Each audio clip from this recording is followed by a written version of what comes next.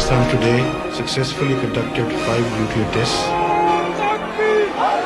पाकिस्तान का atom bomb बनाने के बाद अब्दुल कदीर खान बहुत ही सीक्रेटली ईरान को एटम बम बनाने के लिए सेंट्रीफ्यूज टेक्नोलॉजी भेजने लगे।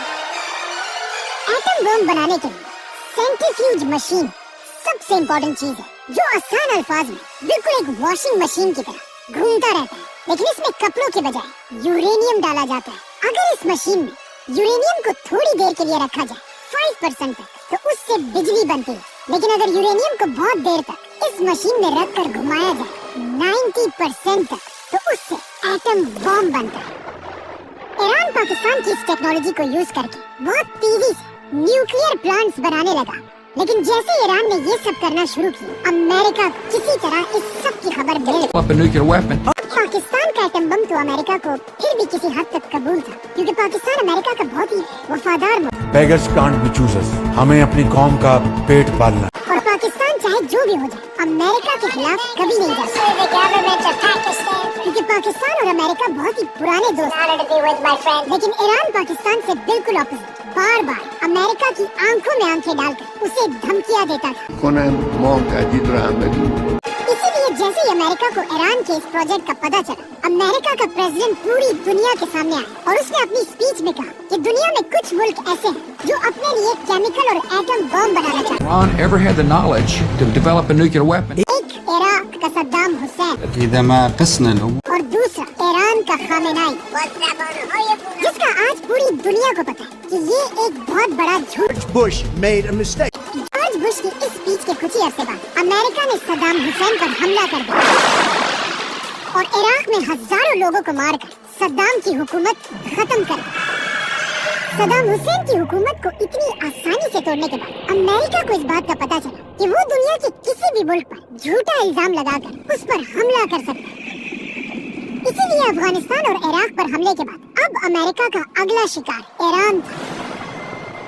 और अमेरिका बार बार दोबारा ये झूठ बोलने लगा कि ईरान के पास एटम बॉम्ब है, जिसके बाद अब पूरी दुनिया की नजर ईरान के लीडर आयतुल्लाह खामेनाई पर थी। और ये ईरान पर हमला करने का बेस्ट टाइम था, क्योंकि ईरान के एक तरफ अफगानिस्तान में अमेरिका की बहुत बड़ी फौज थी और ईरान की दूसरी तरफ इराक भी अमेरिका की फौज से भरा हुआ था। मतलब अमेरिका ने ईरान को हर तरफ से घेर लिया था। तो अब पूरी दुनिया की नजर ईरान के लीडर आयतुल्लाह खामेनाई पर थी कि वो किस तरह अपने मुल्क ईरान को सुपर पावर अमेरिका से बचाएगा। और यहाँ पर खामेनाई ने एक ऐसी बात की जिससे अमेरिका के पास ईरान पर हमला करने के सारे बहाने टूट गए। खामेनाई, जो इस्लामिक दुनिया का एक बहुत बड़ा स्कॉलर है, उन्होंने एक फतवा दी कि इस्लाम में मुसलमानों के लिए एटम बम बनाना हराम है, क्योंकि इस्लाम तो हमें ये सिखाता है कि जंग के मैदान में भी किसी भी बच्चे, बूढ़े या औरत को नहीं मारा जा सकता। इवन जंग में दरख्तों को भी काटने की इजाजत नहीं है। लेकिन एटम बम एक ऐसी चीज है जो बिना कुछ देखे हर चीज तबाह कर देती है। इसीलिए ईरान के खामेनाई ने एटम बम को मुसलमानों के लिए हराम कहा और साथ ही ऐलान किया कि ईरान का एटम बम बनाने का कोई इरादा नहीं है और ईरान के दरवाजे सबके लिए खोल दे। और साथ ही ऐलान किया कि दुनिया की कोई भी एजेंसी ईरान आकर खुद देखे कि ईरान का एटम बम बनाने का कोई इरादा नहीं है। लेकिन यूएन की टीम ने ईरान जाकर ये देखा कि ईरान के सारे न्यूक्लियर प्लांट बिल्कुल उसी डिजाइन पर बने जिस तरह पाकिस्तान में बनाए गए।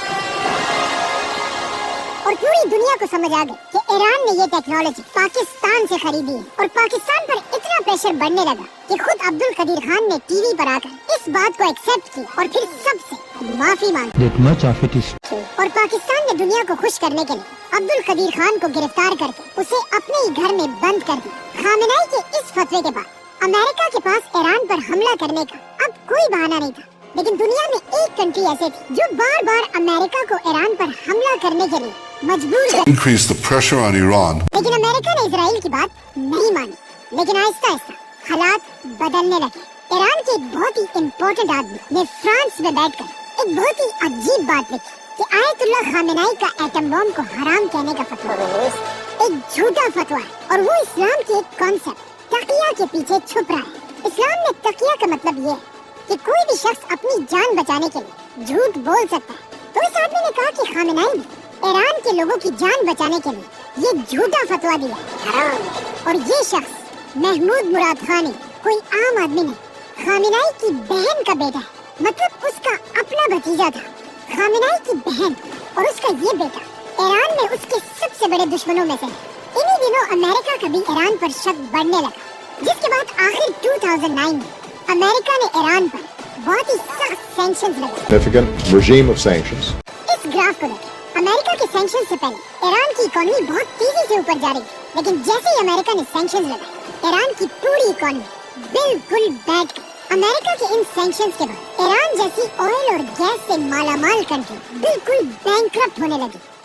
अमेरिका की मर्जी के बगैर ईरान अपना गैस पूरी दुनिया में किसी को नहीं बेच सकता। इवन अपने करीबी मुल्क पाकिस्तान से डील के बाद भी पाकिस्तान ईरान से गैस नहीं खरीदता और ईरान की सस्ती गैस छोड़कर दूर कतर से LNG मंगवाता है। ये ऐसा ही कि कोई किसी बड़े चौधरी के डर से अपने घर के पास वाली दुकान की चीजों को छोड़कर रोज दूर जाकर महंगी चीजें खरीदता हो। सिर्फ 3 बड़ी कंट्रीज दुनिया में ऐसी हैं जो ईरान के साथ आज भी बिजनेस करती है, चाइना, रशिया और इंडिया। आखिर अमेरिका के इन सैंक्शंस की वजह से ईरान के हालात इतने खराब हो कि ईरान की गवर्नमेंट अमेरिका से डील करने के लिए तैयार हो गई और आखिर अमेरिका के प्रेसिडेंट बराक ओबामा के साथ ईरान ने nuclear deal Historic understanding with Iran. कि ईरान एटम बम नहीं बनाएगा, जिसके बदले में अमेरिका ईरान से सारे सैंक्शंस हटा देगा Cut off every pathway that और ईरान की इकोनॉमी दोबारा स्ट्रांग हो जाएगी, जो दोनों मुल्कों के लिए एक बहुत बड़ी कामयाबी थी। लेकिन पहले दिन से अमेरिका में एक शख्स ऐसा था जो इस डील के सख्त खिलाफ था, Donald Trump. I have really nothing better to do. Donald Trump इस डील के इसलिए खिलाफ था क्योंकि अमेरिका में यहूदियों का एक बहुत बड़ा नेटवर्क है, जिनके सपोर्ट के बगैर अमेरिका में कोई कुछ भी नहीं कर सकता। इसीलिए अपने पहले इलेक्शन जीतने के कुछ ही अरसे बाद Constitution of the United Donald Trump ने ईरान से की हुई डील खत्म कर States will withdraw from the Iran nuclear deal. और एक बार फिर ईरान की इकोनॉमी कमजोर करने के लिए ईरान पर सख्त sanctions These are the highest sanctions ever imposed on a country. जिससे ईरान की इकोनॉमी एक बार फिर तेजी से गिरने लगी। लेकिन ऑफ कोर्स ईरान भी ईरान है, वो बाकी मुस्लिम दुनिया की तरह डर कर खामोश रहने वाला नहीं था। जैसे ही ट्रंप ने ईरान पर पाबंदियां लगाई, ईरान ने अपना न्यूक्लियर प्रोग्राम दोबारा शुरू किया। लेकिन दूसरी तरफ डोनाल्ड ट्रंप को भी सब जानते कि वो दुनिया में अपने इलाके किसी की भी बदमाशी बर्दाश्त नहीं कर। Bloody rampage is now. जब ईरान ने अमेरिका की आंखों में आंखें डाली, डोनाल्ड ट्रंप ने उन्हें सबक सिखाने के लिए अचानक एक मिसाइल हमले से ईरान के आर्मी चीफ कासिम सुलेमानी को उड़ा दिया। Qasem Soleimani has been killed. ये ईरान और उसके अवाम के लिए बहुत ही बेइज्जती की बात है कि कोई इतनी आसानी से पूरी दुनिया के सामने उनके आर्मी चीफ को मार दे, जिससे आहिस्ता आहिस्ता ईरान में अमेरिका के खिलाफ गुस्सा बढ़ने लगा। और जैसे ही सुलेमानी की मौत के बाद ईरान में नए इलेक्शंस हुए। ईरान के अगले इलेक्शंस में एक नया प्रेसिडेंट आया, इब्राहिम रईसी, जो ईरान का बहुत ही सख्त प्रेसिडेंट और किसी हाल में भी अमेरिका और इजराइल के सामने झुकने के लिए तैयार नहीं था। इब्राहिम रईसी के प्रेसिडेंट बनते ईरान का न्यूक्लियर प्रोग्राम दोबारा बढ़ने लगा और इसके साथ ही सदर बनते ही सबको ये बात क्लियरली समझा दी कि ईरान अब अमेरिका से कोई डील नहीं करेगा। और इसके साथ ही उन्होंने इजराइल के खिलाफ लड़ने वाले सारे ग्रुप्स को फंडिंग और वेपन्स भेजना शुरू किए और उन्हीं के दौर में इजराइल और गजा की वॉर शुरू हुई। लेकिन हम सबको पता है, जब कोई भी लीडर अमेरिका और इजराइल के खिलाफ इतना ओपनली बोलता है तो उसके साथ क्या होता है। रईसी के जाने के बाद आज से 1 साल पहले ईरान में दोबारा इलेक्शंस हुए, जिसमें ईरान की आवाम ने इब्राहिम रईसी से बिल्कुल ऑपोजिट लीडर चूज किया, जो एक बहुत ही सॉफ्ट और काम इंसान था, जिसने प्रेसिडेंट बनते ही सबसे पहले ऐलान किया कि हम आज भी आयतुल्लाह खामेनाई के उसी फतवे के साथ मजबूती से खड़े हैं और ईरान कभी भी एटम बम नहीं बनाएगा। Nukes, they are not developing nukes. साथ ही उन्होंने ये भी कहा कि ईरान अमेरिका बल्कि पूरी दुनिया के साथ डील करने को तैयार है,